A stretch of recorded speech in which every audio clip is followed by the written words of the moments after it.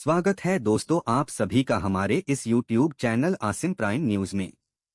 मैं हूं आपका आसिम और लेकर आया हूं देश दुनिया की ताज़ा तरीन और भरोसेमंद खबरें लेकर। लेकिन आपने अभी तक हमारे इस YouTube चैनल को सब्सक्राइब नहीं किए हैं तो सब्सक्राइब जरूर कर ले ताकि देश दुनिया की खबरें सबसे पहले आप तक पहुंच सके। तो आइए शुरुआत करते हैं। ईरान, इजराइल और अमेरिका जैसे देशों से निकलकर आई है बड़ी अपडेट और हमारे सहयोगी जुड़ चुके हैं अभिसर शर्मा और स्वागत करते हैं अभिसर शर्मा जी का आज की सबसे बड़ी खबर देने के लिए है। देखिए ये पूरी रिपोर्ट, शुरुआत कीजिए अभिसर जी। आखिर ईरान ने ओमान के पास एक तेल टैंकर पर हमला क्यों किया? और यह हमला इसलिए मायने रखता है क्योंकि अमेरिकी राष्ट्रपति डोनाल्ड ट्रंप ने इस बात का ऐलान कर दिया है कि आज से यानी मंडे से ईरान के साथ बातचीत शुरू हो रही है।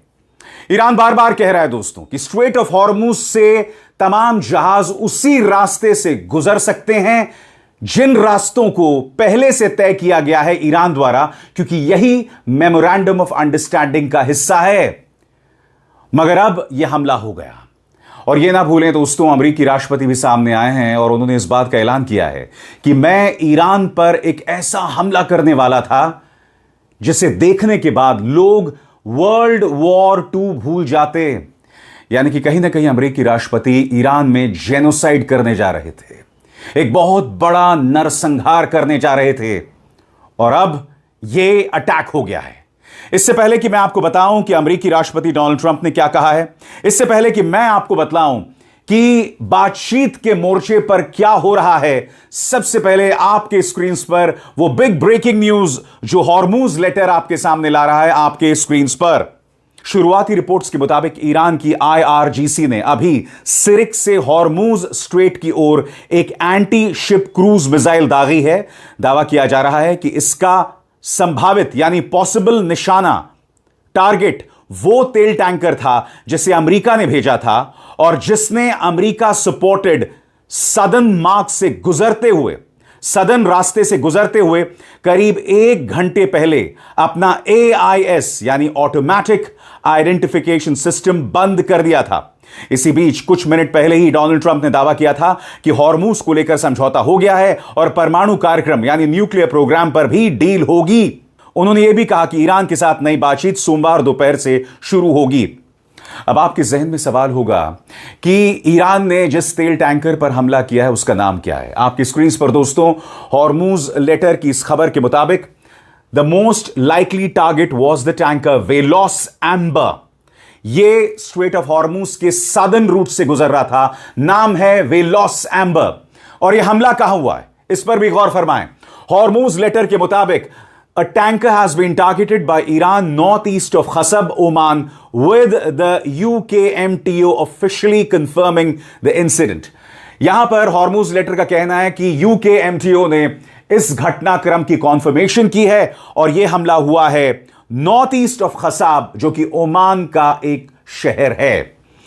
हालात एक बार फिर टेंशन से घिर आए हैं। ईरान लगातार कह रहा है कि स्ट्रेट ऑफ हॉर्मुज में अब 28 फरवरी से पहले वाले हालात नहीं हो सकते। गौर फरमाइए उनके फॉरेन मिनिस्ट्री स्पोक्सपर्सन क्या कह रहे हैं। ईरान के फॉरेन मिनिस्ट्री के स्पोक्सपर्सन इस्माइल बागाई ने कहा, हॉर्मुज स्ट्रेट के हालात अब युद्ध से पहले जैसे नहीं होंगे। ईरान अपने फैसले अपने नेशनल इंटरेस्ट के आधार पर लेता है, उसके बुनियाद पर लेता है और धमकियों यानी थ्रेट्स या दबाव की वजह से हम अपना फैसला नहीं बदलेंगे। और यही नहीं दोस्तों, ओमान के साथ भी ईरान की बातचीत अब अपने आखिरी फेज में है। इस बातचीत का मकसद है कि स्ट्रेट ऑफ हॉर्मुज में पूरा अरेंजमेंट कैसे हो, पूरी व्यवस्था किस तरह से की जाए। गौर फरमाइए, ब्रेकिंग, ईरान के विदेश मंत्री अब्बास अराक्ची के मुताबिक हॉर्मुज स्ट्रेट को लेकर ईरान और ओमान के बीच बातचीत आखिरी चरण में, आखिरी फेज में पहुंच गई है। यह बयान एक ऐसे समय आया है जब अमेरिका ने कहा कि उसने डिप्लोमेसी के लिए मौका देने के मकसद से ईरान पर हमला फिलहाल टाल दिया है। और मैं चाहता हूं, अमेरिकी राष्ट्रपति ने अब से कुछ देर पहले क्या कहा, वो कहते हैं I am not looking forward to killing people. ये एक सो कॉल्ड सिविलाइज देश का राष्ट्रपति है और ये कह रहा है कि मैं लोगों को मारना नहीं चाहता। यानी कि इस व्यक्ति के लिए मिलिट्री टारगेट्स और सिविलियन टारगेट्स में कोई फर्क नहीं है। सुनिए अमेरिकी राष्ट्रपति ने क्या कहा। Would I rather make a deal? I'm not looking to kill people because people die, a lot of people die, and we don't want that. So they asked us, Iran specifically, but the other three said we really. I asked Saudi Arabia, the king. I said, the crown prince.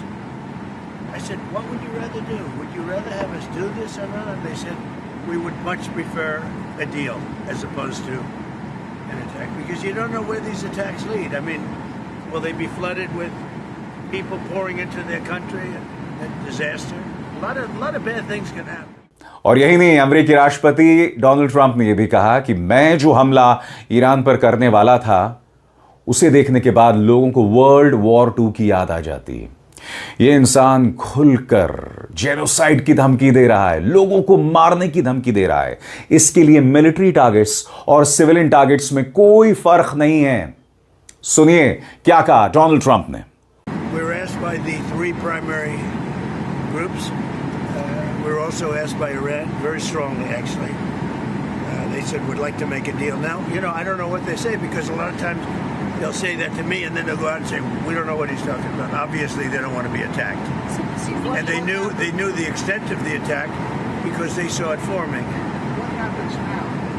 Well, now what we're doing is we're talking to them in the form of a negotiation. It begins tomorrow afternoon, and we'll see if it's true. I'd love to do that, save a lot of lives, save a lot of unnecessary power. To be honest with you, it would take many, many years to ever build it back. If it could, I don't think it would be even buildable back.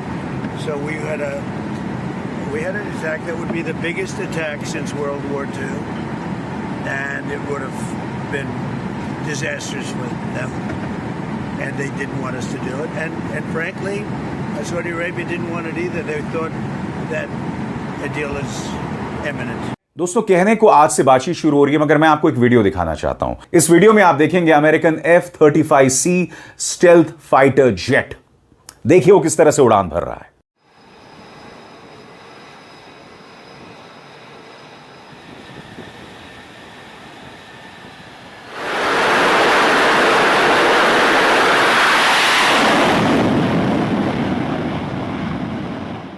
और अब एक जरूरी संदेश, सच के इस सफर में मेरा साथी बनिए, मेरा चैनल ज्वाइन कीजिए और इनमें से एक विकल्प, एक ऑप्शन चुनिए।